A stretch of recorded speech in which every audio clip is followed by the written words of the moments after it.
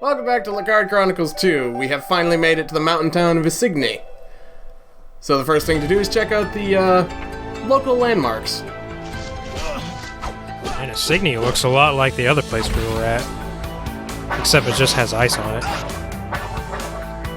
Are these frozen zombies a landmark? No, they're not. I mean, they're just a feature of the Partridge District. So this is why it's cold. They have a fan set in front of a fucking shaved ice machine. Someone turn off the frickin' AC, okay? I'm just imagining a big industrial fan on the other side of that. No, it's Satan. It's like a bunch of skeletons just fanning back and forth. Beyond this post, you will be frozen to death. That means nothing. Uh-oh. Literally chunks of your face are just freezing and falling off. You better get inside where it's warm. As opposed to this other place where it's like minus... Infinity. As over here, it's just minus 10. Over there, it's like minus 100. Although that guy left his door open, so I'm not sure how warm it actually is in there. No, it's to encourage airflow, you know. You get a good breeze through. That way, your breathing works better. Uh-huh. You know what might help is if Lecarde would actually put on some more clothing. He's already wearing a coat and pants. What else is he gonna do? Wear gloves? He needs more coats and pants. Yeah, he needs gardener gloves. Don't the item descriptions actually comment on the fashion? Well, the armor does. Yeah, those. The more fashionable it is, the more protection it offers. Well, this is taking place in France. The central... Is the iron armor fashionable? Well, it's heavy, but it's not as ugly as the ringmail, so it's better. Also, you know, just looking at this and how we get into this cave, I think this means everyone actually has the ability to jump like Refrain does. People can just clear their own height easily. The secret is that Lecarde is actually the only person in this entire world that doesn't have an 8-foot vertical leap. Somehow. It's a gift from God. He has rickets. He was born with a rare medical disorder. Springbone. So this actually is one of the areas where the whirlwind actually is helpful because it can block projectiles. Except the issue here is that it's not good at that. It didn't look like you were able to climb on that. That looked kind of like the thorny ropes from earlier. Nah, it's just icy. It's fine.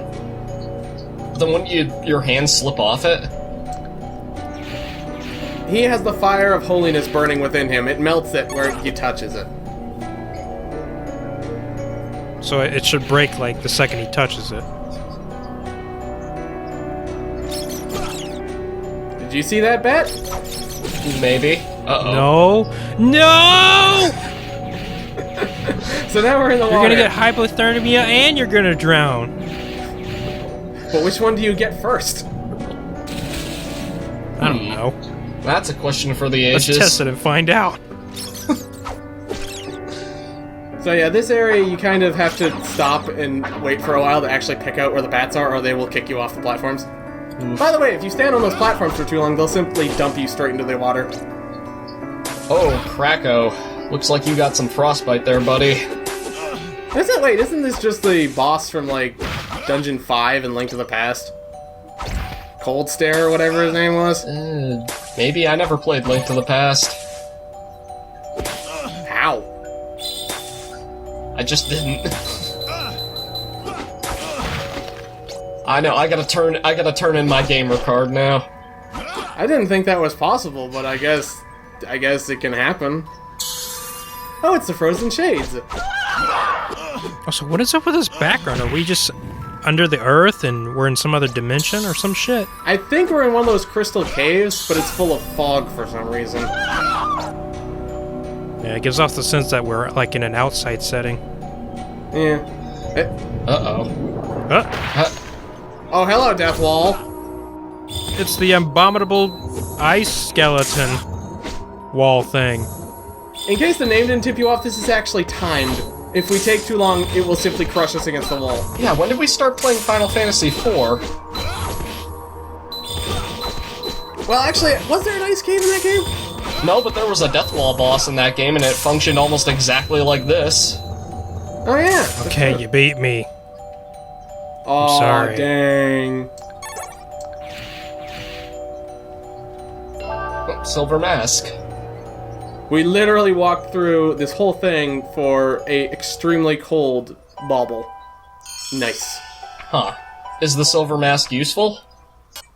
Well, let's find out. I think it's a face thing. It's great at parties. Well, I guess we did find that gas mask. How does that protect you from poison? The toxic emissions actually react with the silver to form breathable oxygen. Sure. Let's go with that. That's what Catholic science gets you.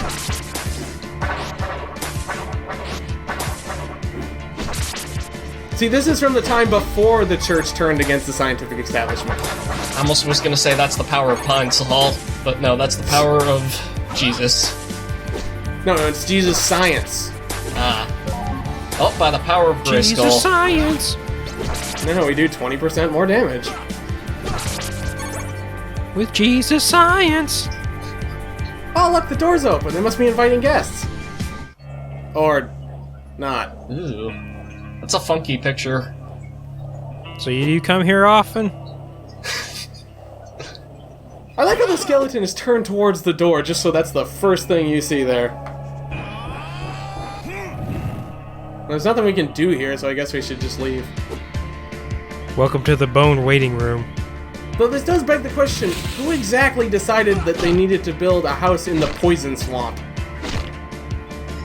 Yeah, there are stranger places you could build your house. Well, actually not even a house, just a basement. Was that as far as they got before the poison killed them? Oh, is that what I think it is? Did we get gauntlets? Did we get the gardener gloves after all? Yeah, we did. We can now climb brambles. Awesome. I can plant my begonias. Hooray! Though this kind of begs the question, is because he's already wearing gloves in his sprite, so like, what kind of gloves were they? Were they just like crappy leather ones? Little wrist wraps? They're ones with massive holes in them. They're like burlap sack gloves. They're not even made out of leather, they're just made out of tinfoil. Hey man, back then that would have been extremely expensive. Catholic knights aren't that expensive. Probably made out of like rope.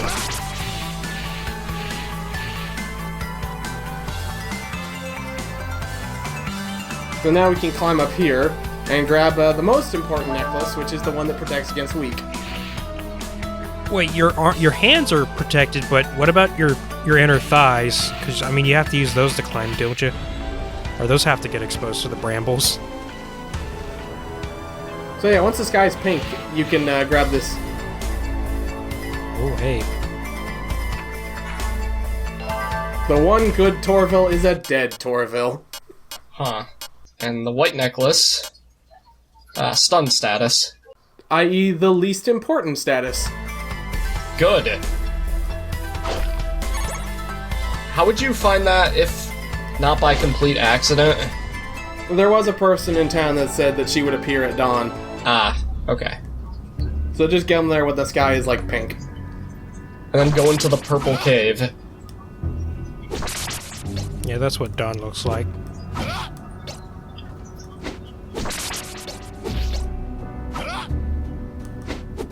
Okay, what are we doing back here? Oh, a shortcut. That's nice. Yeah, just leave the money there. I'm sure we don't need it. Well, if we went down and got it, we'd have to come back. Ah, let's get stalactites. Those are great because they activate only when you're literally beneath them. Ooh. Not great. So you can't juke them out. Yeah. So basically, in this game, you really don't want to pick up the knife. Just, like, bring an axe with you at all times. Good to know that's no different from any other Castlevania game. Well, it's just, it covers such a wide area that it renders a lot of other weapons pointless. Except for, like, the diamond and the cross. Like, holy water is useless in nearly every situation. And the axe is basically your only way to hit anything above you.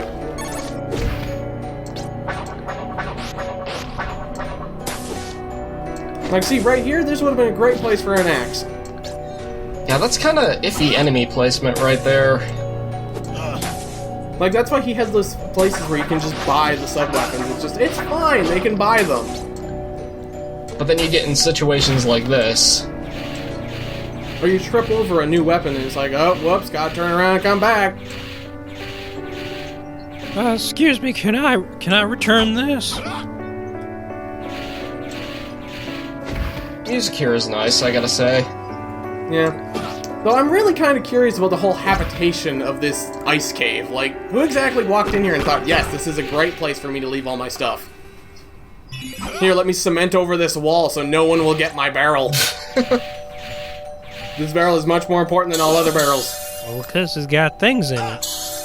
My personal things. Well, hey, according to the hit classic fan game Castlevania NKN, barrels are very deadly weapons. Why'd you have to remind me that existed?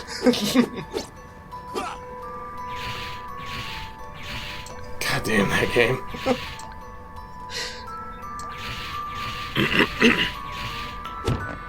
Okay, who installed this?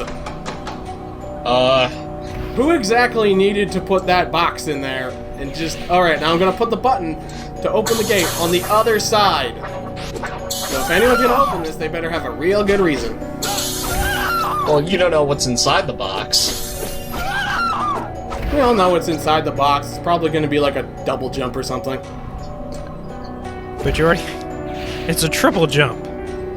It's a quadruple jump. How many games actually have quadruple jumps? It's an 8-foot vertical leap. I can think of one, but... Well, I mean, usually you get triple jump, and if they go beyond that, then they just give you, like, infinite jump. Yeah, it's called no clip. Imagine this game with infinite jump. You're backflipping literally everywhere. Oh, so it's, what is that game, Rondo of Blood? Well, sorry, front flipping everywhere. Sorry, I've got it wrong. Yeah, Lecarde can only front flip, he can't back flip. He's not that cool. Yeah, I mean, if we were playing that game, we wouldn't bother with all this double jump nonsense. We'd simply backflip into the wall and jump off it. Or, on the flip side, if you were playing... Flip. Yeah. Or you could play bloodletting and backflip into the stairs and then glitch out of the world.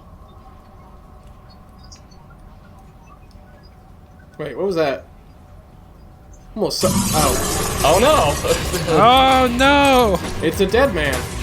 Oh wait, no, he's not dead. He's just cold. Don't worry, friend, I'll get you out of there. That effect reminded me of something from, like, one of those early 3D movies. Like, oh no, it's coming at the screen. This reminded me of a Newgrounds game. So this is the fight with the caged corpse. You have to destroy the hands first, otherwise you won't be able to do any damage to the main body. Take only 1 damage, and don't think you want to hit it 1,000 times. Because that makes sense? It's magic. He's hopped up on Satan juice. He's got the magic hands. Though I have to admit, how exactly did he get stuck here? Someone put him in here? He fell down a hole and he got stuck. Maybe he's just an idiot, and he rested here a long time ago, he didn't think about the ramifications. Getting frozen in the wall. Ah, so what you're saying is it's a metaphor for, like, slacking on the job. Shouldn't do it, otherwise bad stuff will happen to you like this. And you won't notice it until it's too late. Yeah, you literally get trapped in the frozen food section. See, this is why you don't take the job at your local supermarket, because things like this happen. Oh man, I want to get trapped in the frozen food section. Cuddle up next to the hungry man dinners. An accurate depiction of what it's like to work at a supermarket.